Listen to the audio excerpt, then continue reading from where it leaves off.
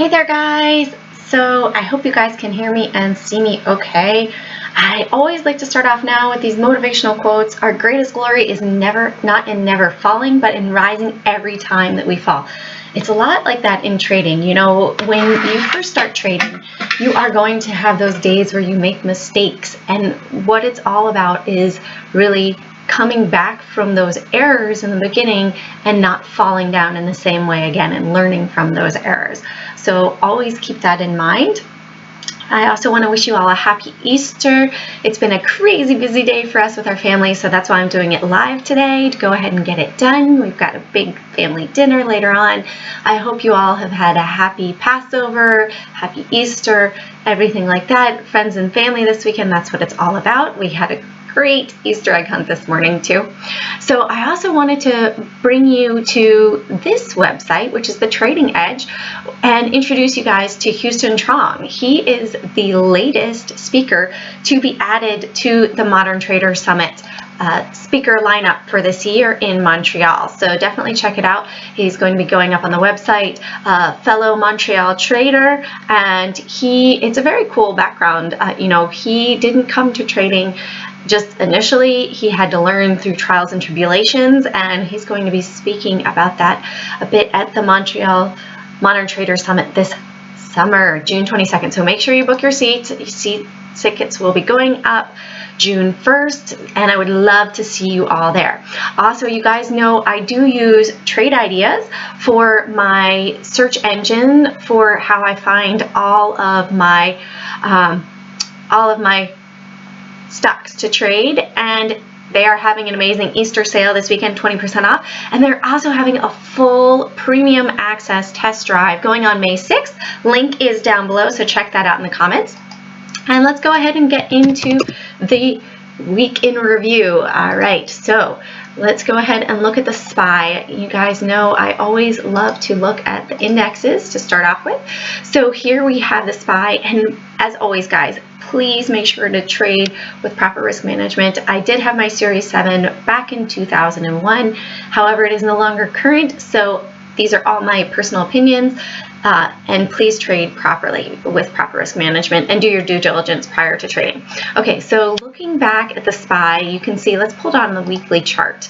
So you can see, right, we have this high back here, right? The high of this candle that it just broke above, but it could never stay above 292, right? So we closed 289.99. The high of the week was 291.43. So just about 67 cents away, no, 57 cents away from 292, really, which would be the breakout. We didn't test it, but we could get there. On the daily chart, you can see we've sort of got this upward wedge here on the weekly, right? And it's riding this lower trend line. So we might very well have a breakout this week up above 292, or it could break down from here. We shall see. It's looking like it's a bit overbought on the RSI. No, not on the RSI. This is the Commodity Channel Index. So it still looks like it has some space to go up. Really, when it's above 100, it looks like it's more in the overbought area.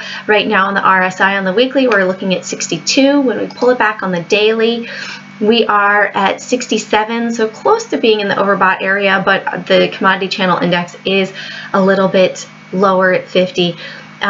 And the vortex as well. Here, this many times will show when it starts to come back close together, we can see that there's more of a consolidation for potential reversal. So it is very interesting. On the daily chart, we have broken down below this lower trend line. So this week we are above the 8 EMA though, so it could be that they just want to bring it down to the 8 EMA and bounce it up to new highs for new all-time highs, right? So the all-time high we had back here on September 20th of 293.94. However, that resistance line that I was talking about is the 292 level. So that's going to be a big level to watch this week to see if we can hold up above it. I hear my little one is up, so we are going to go through this super quickly. All right, so first on the long list is Pool, which Oh, you can hear her, guys. Hold on. If you guys don't mind just holding on 2 seconds. Well, I'll go ahead and do it really, really quickly. All right, so pool. Support 177.09, resistance of 178.43, float of 38.9 million, and it had 54.3%, 37% short float volume. On the year, this was an earnings winner. We have a breakout going on. So we are in all-time highs, so watch for further continuation. Another earnings winner as well, ADTN. So this one you can see we've sort of got an awkward W right here. It looks like it'd be going up to the 200-day moving average of 1790. This is the weekly chart. On the daily chart, it has broken above all the averages, had a big volume, so keep that on watch. This one has 47.2 million in it. It was 18% short float volume on Friday. On the resistance, I would look for 1667. Support of 1633. Next on the potential long list is TCBI. And you can see support of 6190, resistance of 6314. This has 59.65% short float, 59.65 million in the float, and it was 57% short float volume on Thursday. We didn't trade on Friday. Good Friday. It has been breaking out. We broke above some averages, earnings winner, so looking for potentially 2 more days to the upside, potentially up to the 66 area, so potential $4 move up this week. We also have Manpower. So Manpower broke out this resistance, so we had it down here, this area back here where it bounced off of this prior resistance line as support, and then with earnings we had a major up day, and it could have that potential another 2-3 day run. We do have this big gap here from 102 up to 110, so if we can break that 100 level, which potentially it could test this week and break above 102 back here, the high, the open of this candle of 101.50, above that I think we might see all the way up to 110. Manpower does have 61 million in the float and 35.52% short float volume. Next on the potential long list is American Express. We have a triple top here, right? So if this triple top, it looks like we have a big cup and then we have a handle. So if we can break above 114.15, really 115 area, I think we will potentially have more upside to it. If we look back on a 5-year chart, this is going to be all-time highs for American Express. So keep it on watch. We did have earnings, and it did end up almost at the high of the day. However, it was not at the high. It did pull back from the prior high back here on March 20th, so keep this one on watch if it can break out. It has a support of 112.47, which was the prior high over here, and resistance of 114.15. It does have 692 million in the float and 53.28% short float volume. Next on the potential short list is Goldman Sachs. Had a high back here on Wednesday. Let's see, that was Tuesday, Wednesday, Thursday. So Wednesday pre-market, it had a high, and then it's pulled back from there since. They did have a downward day on Thursday. Sorry, I have my days wrong. Thursday, Wednesday, Tuesday, Monday. So Monday morning pre-market, we had this high of 211, and it's pulled back from there. So I look for support of 205.49, resistance of 206.40. And when we pull it back on a yearly chart, you can see that really it has hit the 200-day moving average and it pulled back. We have all these prior levels right here that we would be watching for it to break down through. It is above the averages, however, so we could have more of a retracement back down here to the 8 EMA 203.93. It does have 337 million in the float. Next on the potential short list is PKX.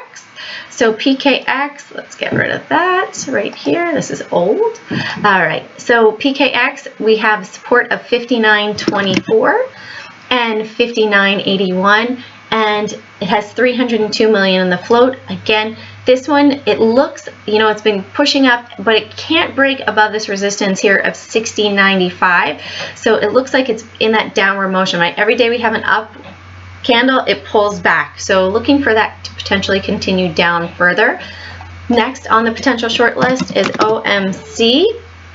OMC had a massive spike up. It went parabolic after earnings. This was day 3, and it looks like it has pulled back. It doesn't look like it wanted wants to continue with those highs. So looking for it to potentially break down further of the support of 82.25 and the resistance of 83.28, which was prior support. So that has now flipped, in my opinion, to be resistance. And we had big volume after hours as well. Big volumes right at the end of the day and at after hour market. So check that one out, 222 million. Next on the potential short list is TMK for support of 88.21 and resistance of 89.23, 102 million in the float. This one as well.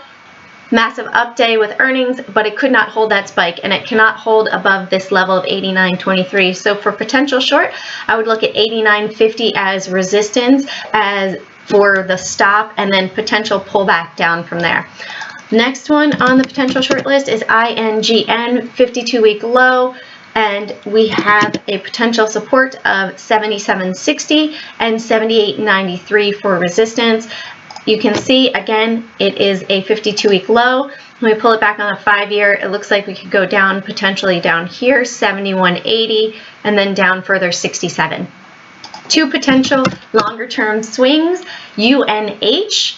This is the weekly chart. Let's pull it back to the daily. So UNH had all-time great earnings. However, the market did not like it when it had earnings, and it dropped from 237 all the way down to 216, 20-point move. Next day dropped, opened right here along the 4 EMA, and then pulled back down to low of 208.07. And then on Thursday, we had more of an up day. So if we can break above the area of 224, really, I would say, you know, if we can break above the 224 area, it looks like we could potentially have upward momentum to continue with that upward move. We might have some bigger institutions coming in.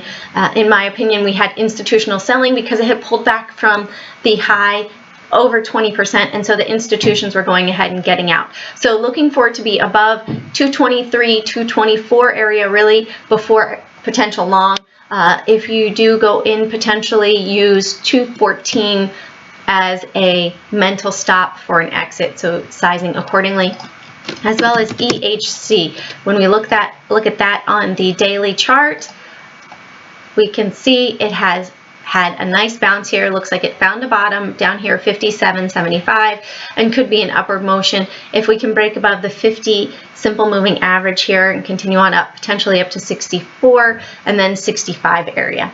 As always, guys, if you like my content, please like and subscribe. Keep an eye out for my morning watch list for the stock to watch, and Carpe Profit, seize those profits one trade at a time. And make sure you book your seat for the Modern Trader Summit. I want to see you there.